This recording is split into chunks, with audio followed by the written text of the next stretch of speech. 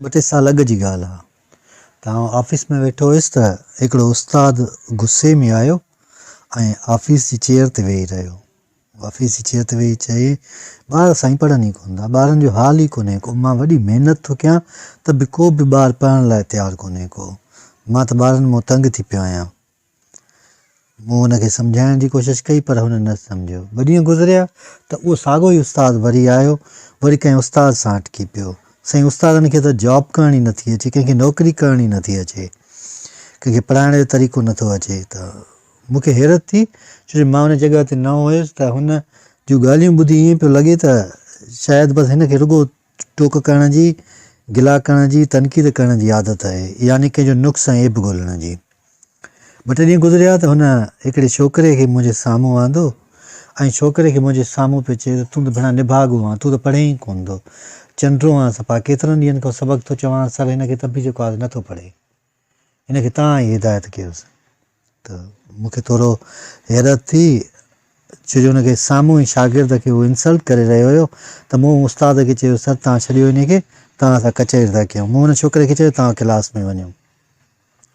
उहो क्लास में वियो त मूं हुनखे चयो टीचर खे त लफ़्ज़ असरु कंदा आहिनि माण्हूअ जी ज़िंदगीअ ते, तव्हां हुनखे कीअं था चओ त तव्हां निभाग आहियो, तव्हांखे पढ़णु नथो अचे या तव्हांजो हाल कोन आहे। त टीचर उहा ॻाल्हि न पियो मञे। त मां चयो ठीकु आहे, 15 ॾींहं 20 मां हिन ॿार खे तव्हांजो सब्जेक्ट पढ़ाईंदुसि। त 15-20 ॾींहं मूं हुनखे पढ़ाइणु शुरू कयो त हुनजा जेको बि कमु हुयो, जेको नोटबुक ठहियलु हो उहो पूरो थी वियो, हुनजा सुवाल पका थी विया। मां साॻे ई टीचर खे आणायो त मूं टीचर खे चयो, सर तव्हां हिन खां सुवाल पुछो। उहो नोटबुक वठी हुन टीचर खे ॾिनो हुयो त टीचर खे ॾिनई त हुन जेके बि सुवाल पुछिया त उहो ॿारु सही ॿुधाए वियो, उस्तादु वाइड़ो थी वियो।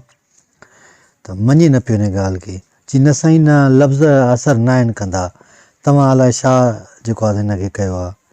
त मां चयोमांसि तव्हांखे नौकिरी कंहिं ॾिनी आहे, इहो अकुलु आहे तव्हांजो, कंहिं ॿार जे साम्हूं ॿार खे जेको आहे ॻाल्हायो था पिया, तव्हां में त सोच ई कान्हे का, तव्हां में त को लिहाज़ ई कोन्हे को, तव्हां में सम्झदारी कान्हे, ॿार खे कीअं पढ़ाइजे, कीअं उन सां डील कजे, तव्हांखे त अचे ई कोन थो।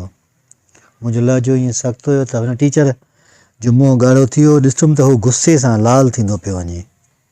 त उते ॿिया बि ॿ उस्ताद बीठा, उहे बि वाइड़ा थी विया त सर हिन सां कीअं ॻाल्हाए रहियो आहे। 2-3 मिंट गुज़रिया त मूं हुनखे चयो, ॾिस तुंहिंजी ज़िंदगीअ में तव्हां पाण खे अलाए छा पिया सम्झो, हाणे पंहिंजे चहिरे जी हालत ॾिस, कंडीशन ॾिस, सॼो फ़र्क़ु थो पियो, तव्हांजो चहिरो ॻाढ़ो थी वियो आहे। इहो लफ़्ज़ ई हुया जिन तव्हां ते असरु कयो ऐं तव्हांजे इमोशन्स खे जाॻायो, तव्हांजे जज़्बात खे जाॻायो, तव्हांखे जी इहा हालत करे छॾी।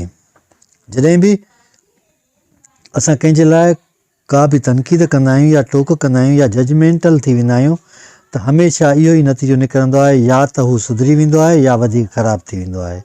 कंहिंखे सुधारण जो बहितरीनु तरीक़ो इहो आहे त तव्हां उनखे सम्झो, उन सां अक़ल जे बुनियाद ते कमु कयो, बनिस्बत कंहिंखे हिदायत करण जे सम्झाइण जे तव्हां अमली तौरु हुनजे आॾो पेश थियो ऐं पाण बि उहो ई कमु कयो जेको हुनखे तव्हां सेखारणु चाहियो था।